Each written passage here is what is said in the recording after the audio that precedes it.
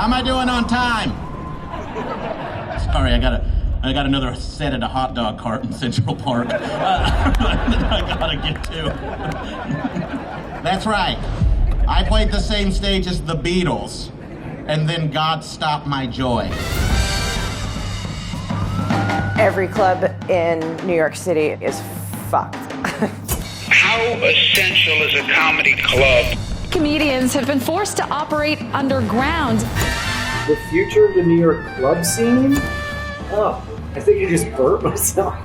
Who the fuck am I to talk about the future of the club scene when I just burnt myself in a hammock? Cut it! You can't kill comedy. You just have to put the show on and people come. I've never felt less essential in my life. Everything feels very illegal.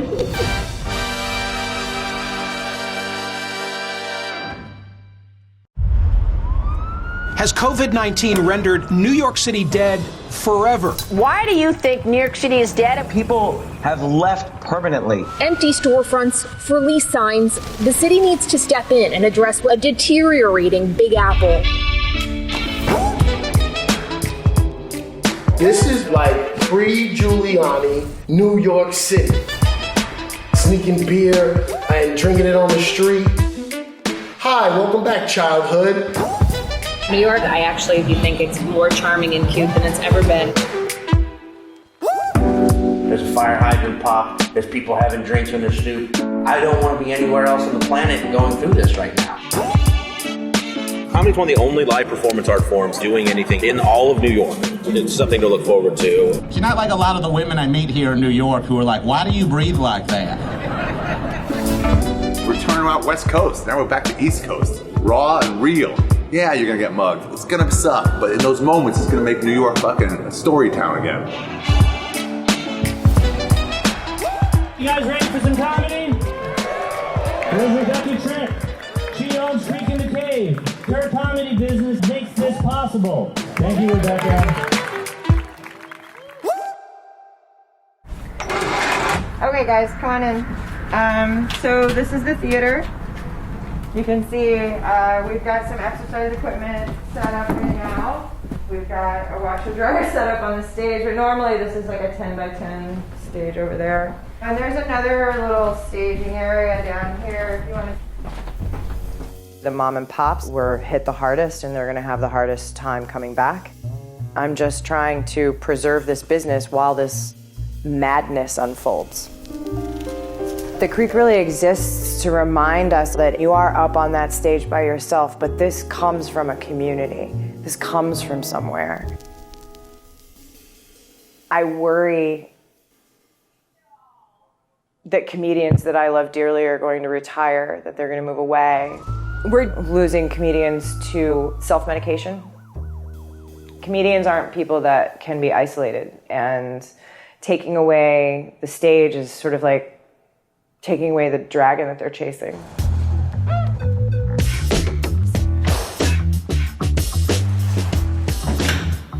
Hey, what's up, guys? Come on in, I'm writing a book. I Get Finance, hello. This is my bicycle. This is old Henry. This is a cat wheel I got before the pandemic. It was $200, and I said, why not? We'll always have live indoor entertainment, huh? This will never go away. I'll always have work. I have like good days and bad weeks. Nothing will make you feel less essential than them rolling out the different phases, and your line of work is not even in a phase. This is how I spend most of my days.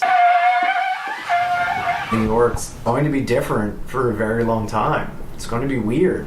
It's going to get really gnarly. Living in the city during COVID makes me want to kill myself and not have a kid.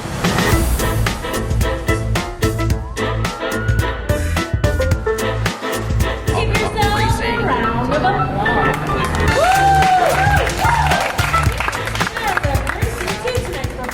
This isn't just a comedy club, it's a real restaurant. Our kitchen. Bamba, look alive, buddy.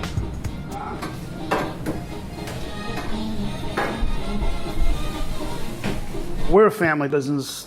My personal experience, I was a first responder on 9/11, And I'm not just gonna give up. I didn't give up then, and I'm not gonna give up now. That's not what New Yorkers do. We don't give up.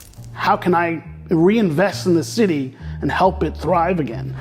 Guys, listen, you guys gotta laugh louder because this is what shows are now, in the middle of the fucking sidewalk. Just get used to it, right? We had no intentions when we reopened for outdoor dining to do comedy, but a bunch of comedians started coming for dinner or brunch, and it just kind of organically happened. They just start riffing, and then you heard it.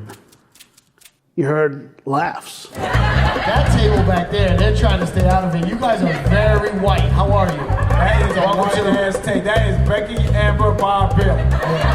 When you see that, and your role in the city is to make people feel better as a comedy club, you're like, how could I ignore this? How could I not do something about this? Is anyone here a Navy SEAL? The first outdoor show I did, I saw the crowd react. And I said to myself, they need it as much as we do. Every night I go into a little backyard of a restaurant in Brooklyn or some patch of land outside in a parking lot, and there's always a crowd. The other night I did the diner drive-in show where the cars come up and they turn on their high beams if they like you. And then there's this other guy who runs shows on his rooftop, and it's just like a residential place, and I'm pretty sure it's gonna get shut down at some point. Everything feels very illegal. It's outdoor comedy. There's no fucking logic to it. It's not supposed to be out here. I did a show a couple weeks ago, and people were walking up going, I needed that. How corny that sounds, or cheap, whatever, you forget, this is why I love doing it. Some people will take a bike down to the city bike, dock or whatever, and then just sit on their bike and just watch the show for about 2 or 3 comics, and that's just enough for them to feel better. And then they walk away. We need to allow outdoor events immediately. There are dwindling warm days. With each degree the temperature drops, our chances for recovery diminishes with it. The little theaters need some sort of government grant in order to survive the winter. And we wouldn't be asking, if we were able to open, but we won't be. People from around the world come to New York City and they go to comedy clubs because this is the birthplace, the ancestral home of stand-up comedy.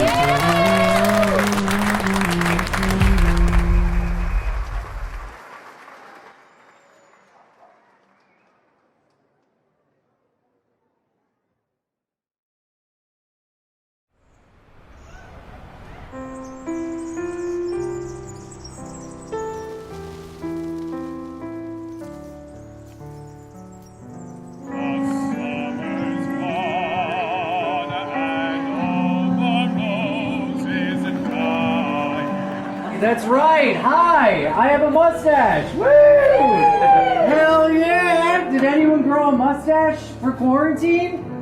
You did, miss. I love it. Yes. I don't think New York's dead. I think it's shedding its skin. I'm not leaving. I can't leave. I can't do anything else. I won't do anything else. I'll leave when de Blasio peels my dead body off the fucking Astor Place subway.